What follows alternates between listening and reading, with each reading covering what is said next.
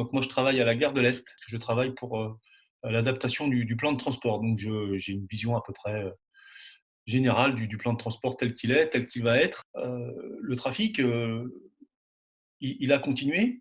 Et ce matin encore, j'ai été faire une sorte de tournée en gare de l'Est. Il y a du monde dans les trains, hein, principalement dans les trains de banlieue. Dans les trains grands voyageurs, non, puisqu'il y a un filtrage, notamment policier, à l'entrée des quais. Mais dans les trains de banlieue, il y a beaucoup de monde.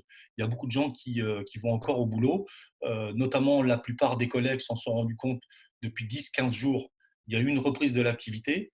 Et à midi une, pour vous donner un cas concret, en gare de l'Est, le train en provenance de Meaux, il y avait des gens debout dedans, tellement il était plein. Donc, c'est-à-dire que le déconfinement qui aura lieu lundi, on a déjà une idée aujourd'hui, en plein confinement, qu'il y a des soucis. Ensuite, sur les conditions du déconfinement, écoutez, elles ne sont pas réunies. Et il y a un souci, c'est que les transports en commun sont des lieux propices à la contamination, tout simplement. Le métro, le train, avec des climatisations, des gens qui se touchent. Euh, ça va être un bordel. C'est déjà le cas aujourd'hui. Lundi matin, par exemple, le train qui part de Meaux, qui vient jusqu'à Paris-Est, qui fait des arrêts, dont le dernier arrêt c'est à Chelles, s'il est plein à partir de Meaux, comment on va dire, à partir à Vers-sur-Marne par exemple, est-ce qu'on peut monter ou pas dans le train? Qui va décider? Est-ce qu'ils vont mettre des policiers sur les quais? Mais sur les quais, si les gens ne peuvent pas monter, les gens vont se retrouver coincés sur les quais, ou alors on les coince avant la gare, mais les gens vont se coincer devant la gare.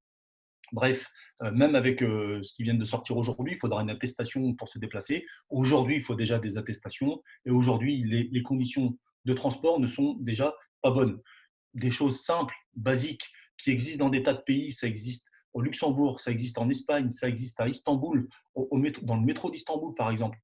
Il y a des distributions massives et gratuites de masques à l'entrée des gares pour que les gens puissent voyager sans postillonner sur leurs voisins, sans risquer de refiler le coronavirus ou de l'attraper. Bon, c'est des choses qui sont possibles aujourd'hui qui n'existent pas. Mettre du gel à disposition, a priori, ça devrait se faire, mais pour l'instant, les conditions ne sont pas réunies.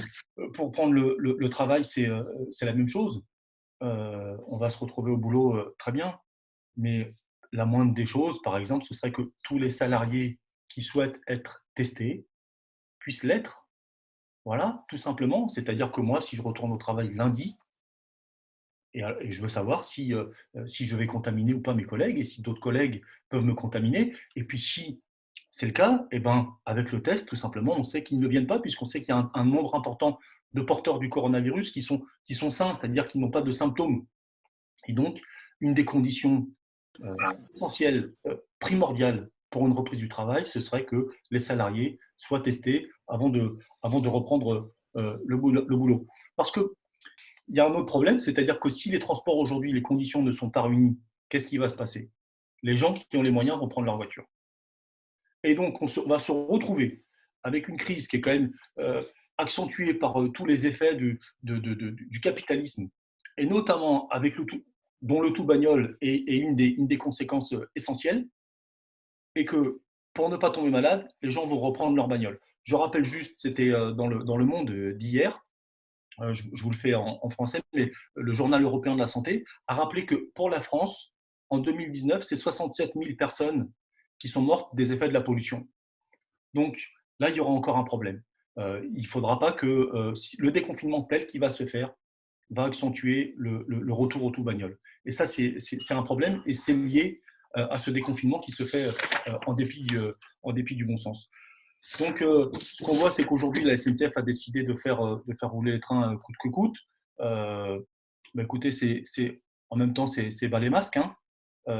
Les transports sont faits pour que les gens aillent au travail. C'est pas pour aller voir mémé, c'est pas pour aller en famille, c'est pas pour aller voir les copains. La première fonction des transports dans le système tel qu'il est aujourd'hui, c'est pour que les gens puissent aller au boulot. Et la SNCF va jouer son rôle d'emmener les gens au travail indépendamment des conditions sanitaires.